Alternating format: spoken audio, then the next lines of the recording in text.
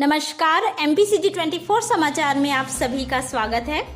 Fencing कार्य के दौरान अभद्र व्यवहार, सूरज टाइल्स की संचालिका ने की शिकायत। वारासिवनी थाना क्षेत्र के गर्रा का मामला, नौकर को भी दी धमकी।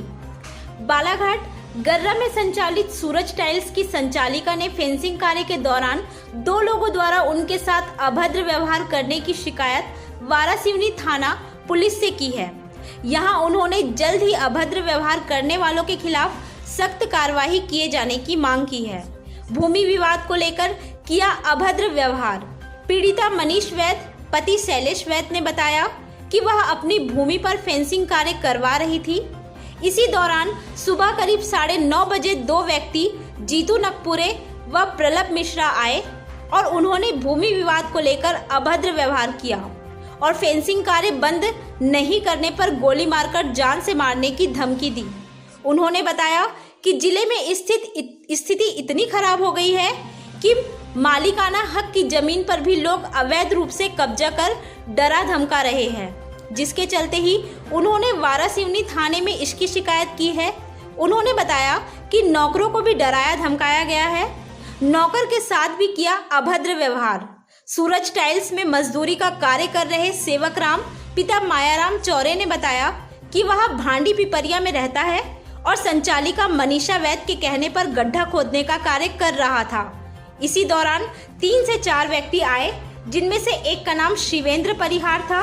उन्होंने नाम पता पूछकर गाली गलौज कर धमकाया कि दोबारा उक्त जमीन पर काम करते दिखाई दिया तो जान से मार देंगे, जिसके बाद इसकी मामले की शिकायत की गई। बालाघाट शहर में गुंडागर्दी इतनी चरम सीमा पे हो गई है, इसका सबसे अच्छा उदाहरण है कि यहाँ सामने मेरी ज़मीन है, उसका सीमांकन करके राजस्व वालों ने बता दिया कि ये उसकी सीमा है आपकी। उसमें हम अपनी बाउंड्री लगा रहे थे, तो शिवेंद्र परिहार, प्रबल मिश्रा और जितेंद्र नकपुरे ये सब आके, और इनके साथ और भी 3-4 बालाघाट के छटे हुए बदमाश थे, वो यहाँ आके गुंडागर्दी कर रहे हैं। हमको हमारी ज़मीन से बोलते हैं ये आपकी ज़मीन नहीं है, इस पर हमारा कब्जा है, और मेरा उस पर अगेंस्ट करने के बाद कि ये मेरी ज़मीन है, आप लोग यहाँ नहीं खड़े हो सकते। उसके बाद इन्होंने मुझे जान से मारने की धमकी दी। जीतू नकपुरे और प्रबल मिश्रा ने तो मेरे साथ काफ़ी अभद्र व्यवहार की है, जिसकी कंप्लेंट मैंने कल वारासिवनी थाने में और एसपी साहब के पास जमा कर दी हूँ। उसने मेरे से यहाँ काफ़ी बदतमीजी से बात करी और ये बोले कि ज़मीन पे पैर रखोगे तो गोली मार दूंगा। आज हम लोग इतने सक्षम हैं, आज अगर हमारी ये स्थिति है तो एक गरीब आदमी की क्या स्थिति होगी। मतलब कानून और नियम कानूनों को बिल्कुल ताक पे रख दिया गया है और हर चीज़ पैसे और गुंडागर्दी के जोर पे करवाई जा रही है। आपके कर्मचारियों के साथ भी?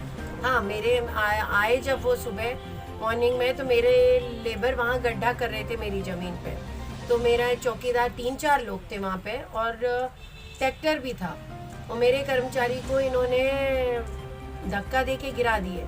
उससे उसका नाम पूछे और उसको जातिगत गाली से संबोधित करके उसको फावड़ा उठा के बोले मैं इसी से तेरे को काट दूंगा। ये इस तरीके की भी, और उसकी भी कंप्लेंट लेबर ने अजाक थाने में और वारासिवनी थाने में दी है, लेकिन इनकी इस तरीके की गुंडागर्दी कौन बर्दाश्त कर सकता है।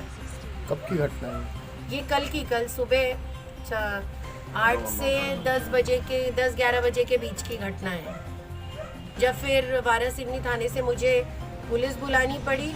पुलिस आई तो टीआई साहब ने फिर इनको धक्के मार के बोले बाहर निकलो करके, तब ये बाहर निकले।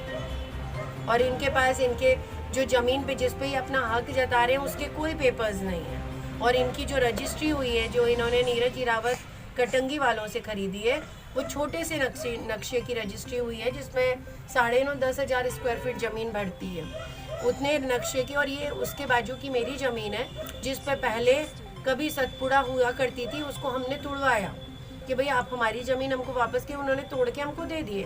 आज उस पर ये अपना कब्जा दिखा रहे हैं कि हमारा कब्जा है उस पर। जी बताइए। मैं मुख्यमंत्री जी से और प्रधानमंत्री जी से निवेदन करना चाहता हूँ।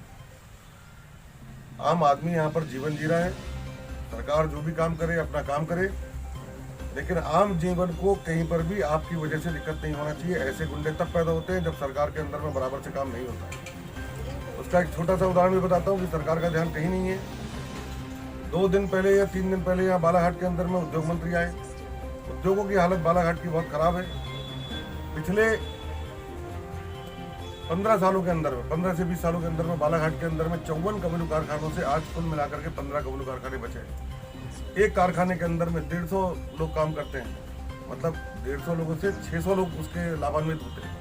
मैं सरकार से यही बोलना चाहता हूँ, आप सीरियसली ध्यान दें और इस गुंडागर्दी को खत्म करें। आम आदमी के पास में ये गुंडे अगर आज मुझे धमका रहे हैं तो जो आदमी इनके सामने बोल नहीं सकता उसकी क्या हालत की होगी। कई लोगों से इन्होंने रजिस्ट्री कराई होगी, 50 लोगों को लूटा होगा इन्होंने, दबाव बना करके उसकी जमीनें हथियाई होगी। और इन सब के अंदर में पटवारी से लेकर के ऊपर तक है। मैं कलेक्टर महोदय से इस मामले में ये कहना चाहता हूँ, इन सब की जांच करें। जो केसेस आज तक इन्होंने जमीनें खरीदी उन सब के अंदर में आपको लफड़ा मिलेगा। आप इनके सारे केसेस की जांच करवाइए, ये मेरा ज्ञापन भी है।